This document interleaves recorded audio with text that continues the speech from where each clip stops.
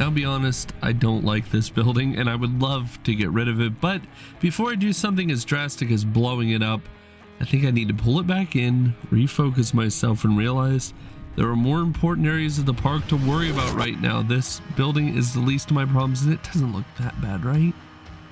So maybe we can work on kind of refining the area around it here. And one way we can do that is by trying to work out a roadway. Now, you're going to see me take a number of approaches to this problem, and I didn't really edit out the process because some things went wrong in the process, and that kind of led to more discoveries about maybe the best way to go about this project.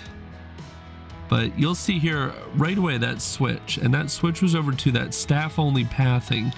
And that is great because that means that I can make crosswalks and a couple other things. But you'll see here I made the crazy mistake right there to step out of the editor. You got to watch what you're doing with this, because there's a lot of resetting to defaults that goes on.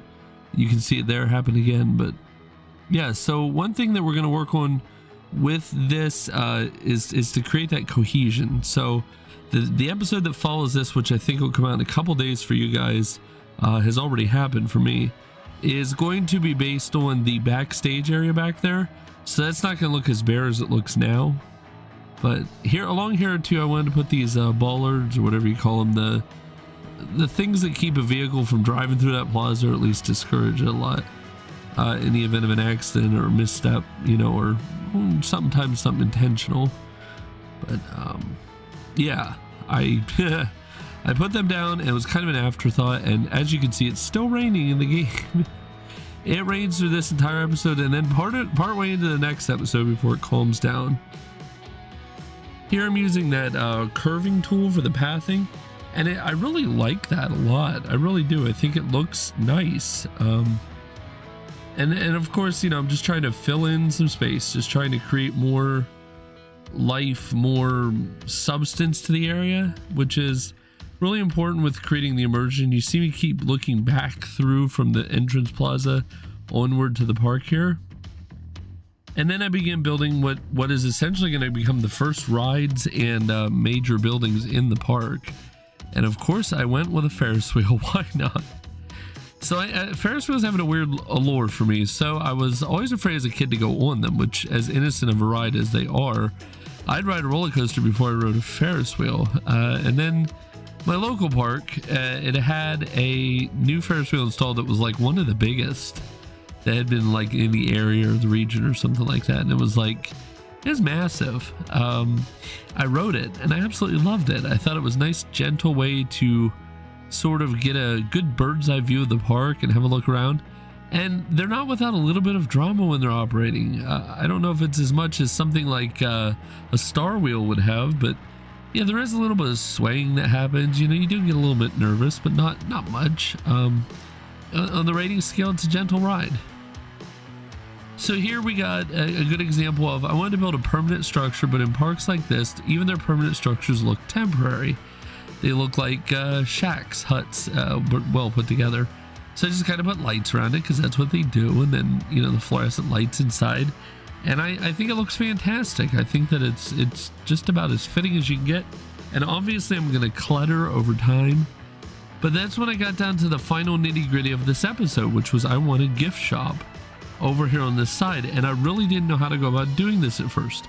I think that the result that you see me get to is just about the best that I could have got to. I really love it. Shout out to the creator, who I don't have in front of me. Their name has something to do with a swan. I'll try to put it in the description, but this person did an amazing job with the workshop pieces for the interior of a shop. And you're going to see me grab those. I left all that footage in because you're going to see me grab those and move them over in the park and then use them to decorate.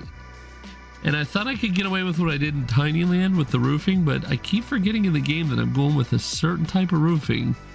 And that's going to have to be what it is, this metal roof. And for whatever reason, the game auto colors it gold, which is okay, but it's kind of gaudy. I don't know. I wouldn't like that in my park. Someday I will nail down, of course, the overhangs, but not this day. Sorry. Spoiler, not this day.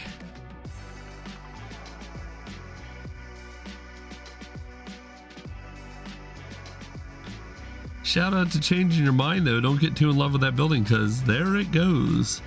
I decided that the roof line was a little bit too pretentious, a little bit too stuck up, so I decided to go with a little bit of a lower profile roof, which also has a nice easy finish to it on the corner, on the ends like that.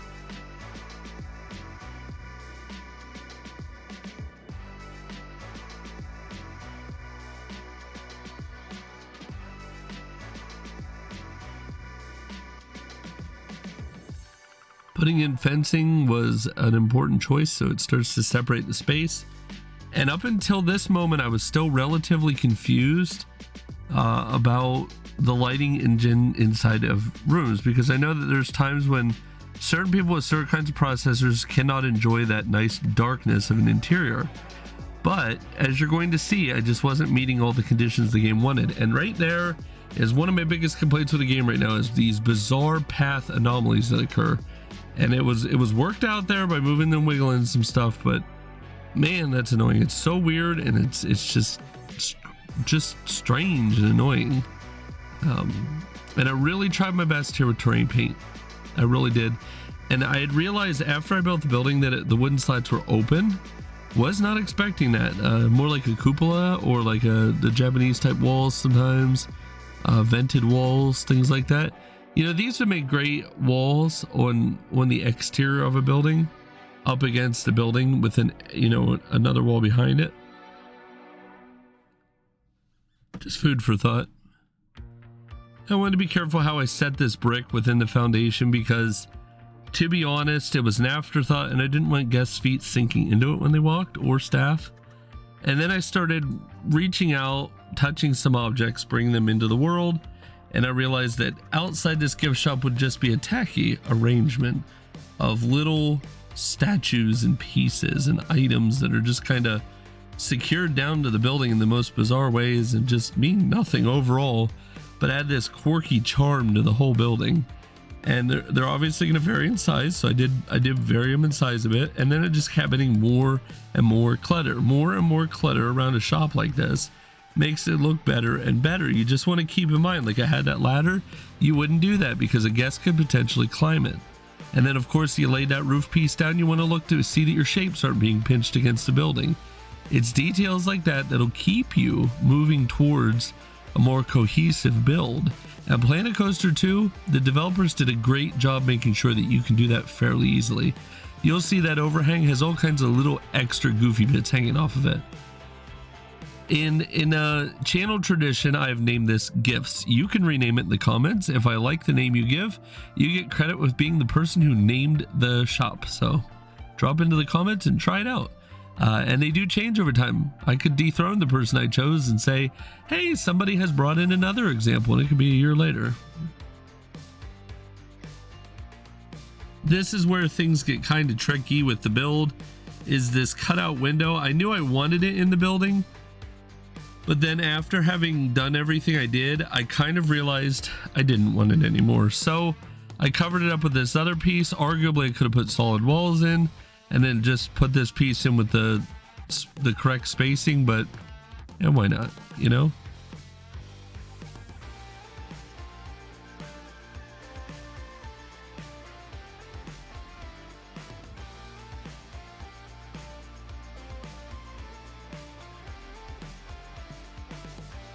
And you'll see that I completely missed moving the floor with the building, but I think overall as time goes by that's not really going to matter as much, because this building's going to get a little bit of grass around it and stuff. And then I started playing with trim along here, just because I do agree it looks better with trim. It's just a dual color trim is probably going to look a lot better. And I needed to stick within our agreed upon color palette for this map. It's that red, orange, and faded blue.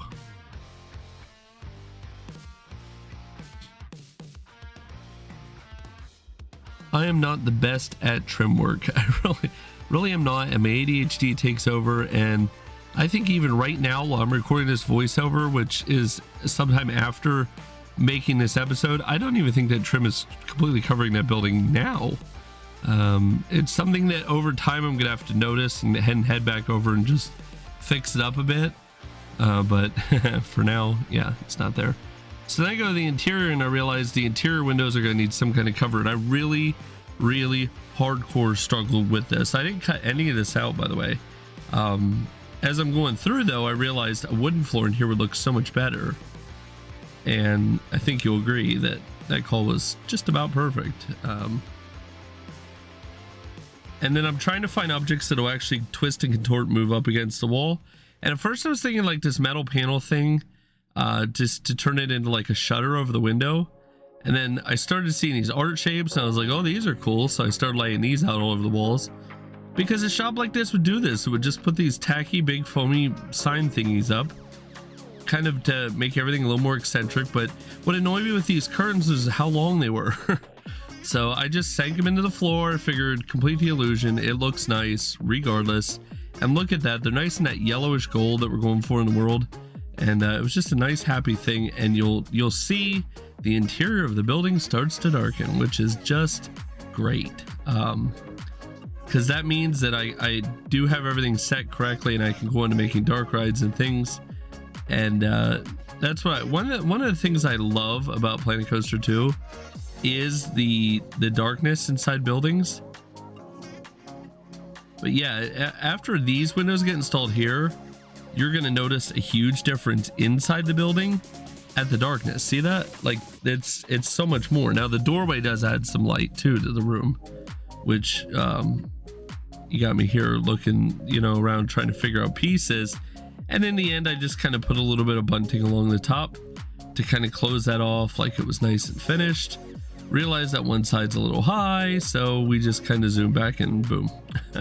I think I just left it the way it was. I think in a shop like this, they're already gonna be a little eccentric, a little goofy, a little bit fun about things, and they're not gonna care. But there again is that rotation issue on some of those lights. They even in the one rotation don't click into place exactly with the shape of the room. Or at least visually they don't look like they do. And then I had an issue here with the lights. I realized they would stick out the front of the building, so they only go so far across the ceiling, which is totally fine. It's completely fine. And then I went searching through and I grabbed this, which is gift shop clutter. If you have a world, you have to pay for everything. It is over $1,000 of in-game currency to get it.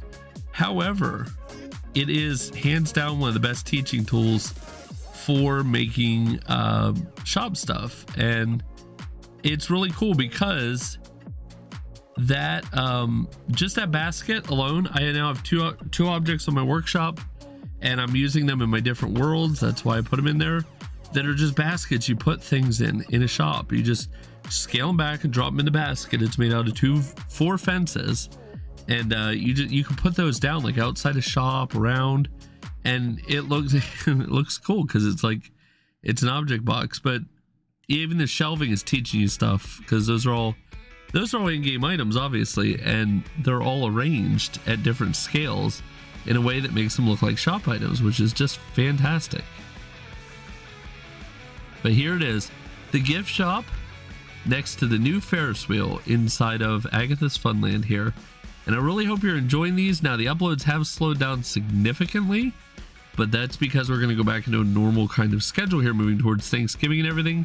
I have all kinds of episodes in the pipeline. We're moving towards our first coaster in this park, so stay tuned for that. And up on your screen, I believe right now, should be directing you back to the previous video, which was about bathrooms. It's a fun video. It's not worth skipping. So I'll see you guys in a couple days on Saturday with another automatic upload. And I really hope you are enjoying everything. And I hope you have a fantastic day.